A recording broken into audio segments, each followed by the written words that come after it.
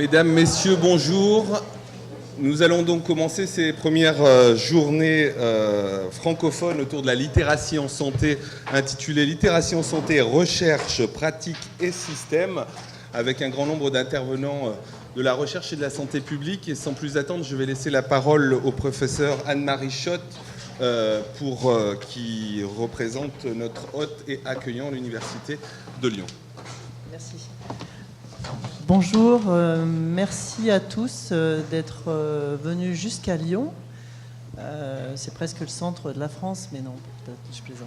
Donc, je voulais juste vous dire un mot du président de l'université, Frédéric Fleury, qui est très heureux de vous accueillir aujourd'hui, d'accueillir le réseau Reflis dans les murs de l'université Claude Bernard et de la faculté Rockefeller. Cette salle n'est pas la plus représentative de la faculté, mais bon, c'est l'histoire qui compte. Donc je vais laisser la parole à Virginie Ringat, qui est la coordonnatrice, qui est la chef, notre chef à tous.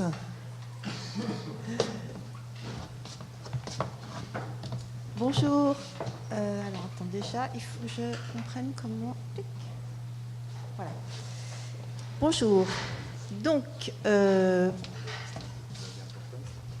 oui, il est là. Bon. Non, mais il est là. Si, c'est celui-là.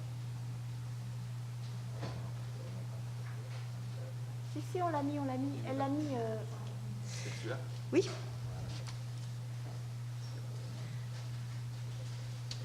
Donc, je suis Virginie Ringat, je suis médecin épidémiologiste au Centre d'épidémiologie et de la santé des populations à Villejuif. Et je vais vous raconter pourquoi je suis là, tout simplement, en vous présentant ce qu'on appelle le réseau Reflis. Reflis, réseau francophone de littératie en santé. Alors, les diapos sont en anglais, mais moi, je vais parler en français. Et je vais vous raconter un peu pourquoi ce réseau est né, réseau qui, vous l'aurez compris, a organisé ses premières journées. L'histoire commence en 2016, mais bien sûr, vous savez que ça fait beaucoup plus longtemps qu'on sait qu'en France, il y a des fortes inégalités sociales en ce qui concerne la santé des personnes. Et on connaît bien sûr le rôle de la position sociale, des revenus, du niveau d'études, sur le comportement des personnes, tant dans ce qui concerne les soins préventifs que dans ce qui concerne la prise en charge de maladies déjà déclarées.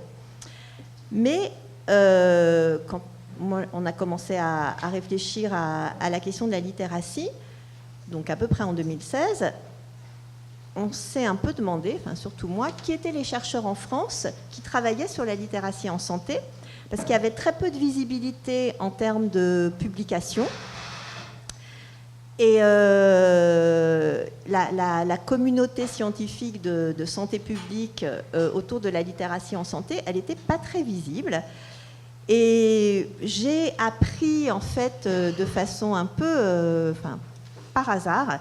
Ça a commencé par un déjeuner où j'ai dit que je m'intéressais à la littératie et quelqu'un de l'équipe où j'étais était dans le jury d'une thèse d'un doctorant de Julien, je crois, ou même de Julien Mancini, ou même de son HDR, je ne sais plus.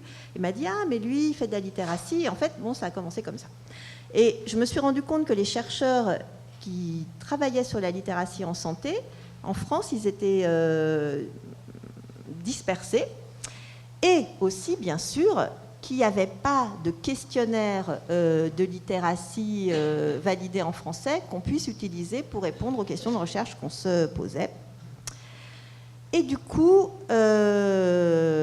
j'ai contacté tous les chercheurs que j'ai pu reconnaître qui travaillaient sur la littératie en santé. Et on a décidé de faire un réseau francophone. On a répondu à un appel d'offres de l'IRESP autour des inégalités sociales et on a été financé. Donc c'est moi qui coordonne ce réseau, bien que je sois pas la plus avancée en termes de recherche sur la littératie, mais en définitive, c'est de mon besoin qui est ce réseau qu'il est né. Donc, le rôle de ce réseau, il s'inscrit dans le cadre de l'analyse des inégalités sociales de santé. Et globalement, le rôle du réseau, c'est d'essayer de comprendre l'articulation entre la littératie en santé, la position sociale et le comportement des personnes en termes de soins préventifs, comme par exemple le dépistage des cancers, ou en termes de prise en charge de maladies chroniques, comme par exemple le diabète ou les accidents vasculaires cérébraux. Et on s'intéresse à divers types de populations, la population générale, mais ça peut être aussi des personnes qui sont hospitalisées, malades hospitalisées, des personnes qui consultent en soins primaires, par exemple, des adultes, et vous allez voir qu'on s'intéresse aussi à la littératie des jeunes. Je ne vous ai pas donné de définition de la littératie, parce que je pensais que tout le monde savait. Je ne sais pas si c'est nécessaire, du coup. Enfin, c'était implicite pour moi que c'était quelque chose que vous connaissiez. Donc, bon, si vous ne me dites rien, c'est que ça va. Et donc, là, je parlais de l'objectif scientifique du réseau. Et l'objectif, on va dire, stratégique, c'était de fédérer les forces qui existaient dans les pays francophones autour de la littératie. Et donc, comme je vous disais, on a été financé par l'IRESP, l'Institut de recherche en santé publique, pour 1 an, en gros. Alors, les équipes de Réflis, elles sont un petit peu partout. Donc, il y en a 10 en France.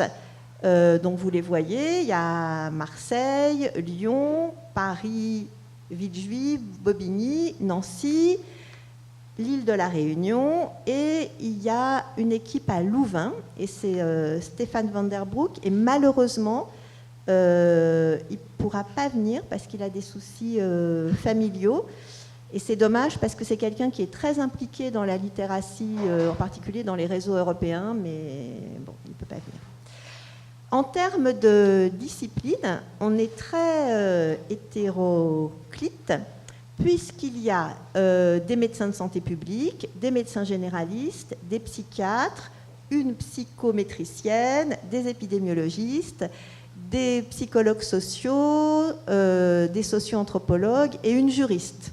Ça fait un peu inventaire à l'après-vert, mais en définitive, c'est vraiment très bien d'avoir toutes ces disciplines qui s'intéressent au même objet, parce que ça enrichit énormément les approches. Alors, ces équipes, qu'est-ce qu'elles font? Je vais être assez brève. J'ai mis en italique les présentations qui vont vous être faites par ces équipes. Donc, il y a l'équipe, j'ai commencé dans un ordre totalement aléatoire. L'équipe de Julien Mancini à Marseille. Je n'ai pas mis non plus l'intitulé entier des équipes, je pense que c'est un peu trop lourd. Donc, eux, ils travaillent en particulier sur les interventions qui sont destinées à améliorer l'information à destination des patients atteints de cancer, et plutôt des patients un peu âgés. Et ils s'intéressent aussi à l'impact de la littératie sur les comportements de dépistage et préventif. Et dans l'équipe, ils sont en train de valider le SNS3, qui est un questionnaire de numératie, parce qu'actuellement, il n'y a pas de questionnaire de numératie validé en français.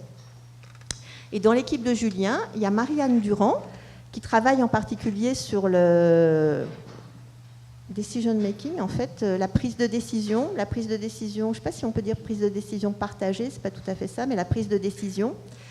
Et donc, qui va vous faire une présentation? Et Julien et Youssoufa Hussein, qui a été doctorant chez Julien, vont vous présenter la validation du questionnaire, le FCCHL. Il y a l'équipe de Francis Guillemin à Nancy. Francis Guillemin, son équipe, ils sont spécialisés dans l'adaptation culturelle de mesures complexes en santé. Ils travaillent aussi sur l'appropriation de l'information en santé, la participation des patients aux décisions médicales et l'empowerment. Et là, il y aura une présentation de son équipe sur Internet et la littératie en santé. Et ils sont en train de travailler actuellement sur l'adaptation en français du IHLQ, donc un questionnaire de littératie digitale. L'équipe de Marivette Balcou-Debuche, donc c'est une des équipes avec celle de Xavier qui sont, on va dire, le plus avancées puisque c'est les plus anciennes dans le domaine de la littératie en santé. Et Marivette, elle a une approche ethnosociologique, en particulier des parcours de soins et de l'éducation auprès des patients diabétiques. Et elle vous présentera une intervention sur les recherches interventionnelles. Xavier Debuche, donc ils sont tous les deux à l'île de la Réunion. Il travaille spécifiquement sur littératie et diabète. Et il travaille aussi sur la littératie dans les pays d'Afrique. Et il va donc vous présenter une présentation sur littératie et diabète, et c'est lui qui a travaillé à l'adaptation et la validation en français du HLQ. Marie Préau, qui est psychosociologue à Lyon, et qui travaille, son équipe, elle travaille sur la littératie et les objets connectés, et sur la littératie et le cancer. Anne-Marie Schott, je ne sais pas pourquoi Anne-Marie, elle a eu droit à son prénom en entier. Elle travaille, donc elle est à Lyon, elle dirige l'équipe ESPER, et elle travaille sur la littératie et les maladies chroniques, et sur la littératie, et elle a un projet sur la compréhension des ordonnances de sortie chez des patients qui ont été hospitalisés pour un problème cardiovasculaire. Et il y a un poster, je crois, ou une présentation orale, je ne sais plus, sur littératie en milieu officinal. Sylvie Azogui-Lévy, qui est épidémiologiste et dentiste et qui travaille à Paris 13 à Bobigny, avec Aurore Marga. Sylvie, elle travaille surtout sur la santé orale et la littératie, et Aurore, elle travaille sur la littératie et les professionnels de santé, et donc elle va vous présenter ses travaux. Donc Stéphane Van der Broek, qui malheureusement n'est pas là, donc lui il est de l'université de Louvain, il est psychologue, et il travaille sur littératie et diabète et sur la littératie digitale, et il aurait dû vous présenter donc des travaux sur le rôle médiateur de la littératie dans les inégalités et sur la littératie digitale et le diabète. Le premier travail, si ça vous intéresse, il est publié, donc ça vous pourrez le retrouver. Donc mon équipe, donc dans mon équipe, on est assez nombreux. Donc avec Laurent Rigal, qui est médecin généraliste et qui dirige le département de médecine générale de Kremlin-Bicêtre. Ça fait plusieurs années qu'on travaille sur les inégalités sociales de santé. Et donc là, dans le cadre du réseau, avec Xavier Debuche en particulier, on a introduit des questionnaires des dimensions de la littératie en santé du HLQ dans la cohorte CIRS. Je ne sais pas si la cohorte CIRS, c'est une cohorte mise en place par l'équipe de Pierre Chauvin en Île-de-France, en population générale, avec une surreprésentation des personnes défavorisées. Et donc, on va s'intéresser spécifiquement au comportement de santé et la littératie dans cette cohorte. On a aussi travaillé avec Santé publique France, ou dans l'étude Entraide, je ne sais plus, 4e vague, je ne sais plus, sur les diabétiques, échantillons représentatifs de diabétiques, on a aussi introduit une dimension de littératie. On travaille avec Annie Velter de Santé publique France, qui prépare une enquête, la prochaine enquête annuelle en direction des hommes ayant des rapports sexuels avec des hommes. Et là aussi, on va essayer de comprendre comment la littératie peut jouer sur, en particulier, les comportements préventifs ou les comportements à risque. On travaille avec Sylvie Ray de la DRES sur l'enquête européenne, l'enquête santé européenne, où là aussi on va avoir quelques questions sur la littératie. Et Christine Hassler et Alexandra Rouquette, en particulier, travaillent sur la validation d'un questionnaire à destination des jeunes et des adolescents. Et Alexandra Rouquette va vous présenter le travail qu'on a fait, mais c'est surtout elle qui l'a fait, sur la validation en français du HLSEU. Et il y a une dernière équipe, mais il n'est pas là. C'est Elie Azria qui travaille dans l'équipe Épopée à Paris. C'est une équipe qui s'intéresse en épidémiologie à la santé périnatale. Et lui, donc, il s'intéresse particulièrement aux inégalités sociales en santé périnatale et en santé maternelle. Donc, voilà, je vous ai un peu dit qui on était, ce qu'on faisait et ce qu'on va faire dans le futur. Alors, on va intégrer, je pense, des nouveaux membres parce qu'on a déjà 2 demandes, dont quelqu'un qui travaille en Suisse. Et puis, bien sûr, on va développer des projets de recherche. Et là, on est en particulier, on a déposé une lettre d'intention à l'INCa pour un projet autour des liens entre littératie, position sociale et dépistage des cancers, dans la cohorte Constance, si tout se passe bien. On a aussi des projets autour de la littératie chez les professionnels de santé. Et en fait, demain, qui est une journée, on va dire, fermée, réservée aux membres du réseau et à quelques heureux élus, on va discuter un petit peu de ce qu'on va faire à l'avenir, sachant que, bien sûr, on ne sera plus financé spécifiquement pour le réseau. Et donc, ces journées, ça faisait partie aussi de ce qu'on avait envie de faire en tant que réseau francophone. Et on s'est dit que ça serait bien si on pouvait en faire tous les 2 ans. Après, bien sûr, on va voir selon les financements qu'on a. Et notre idée, bien sûr, c'est de créer des liens avec toutes les personnes qui souhaiteraient travailler sur ces questions. Voilà. Donc, je pense que là, j'ai fini. Je vous remercie.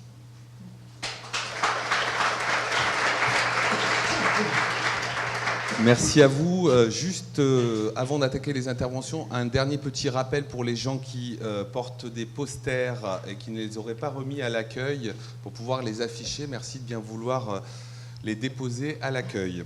Donc nous allons commencer par notre premier intervenant en l'introduisant par le propos suivant. À l'heure où plus de 3 millions de Français sont atteints de la pathologie chronique qui est le diabète, qu'en est-il des profils différenciés de littératie en santé de ces patients?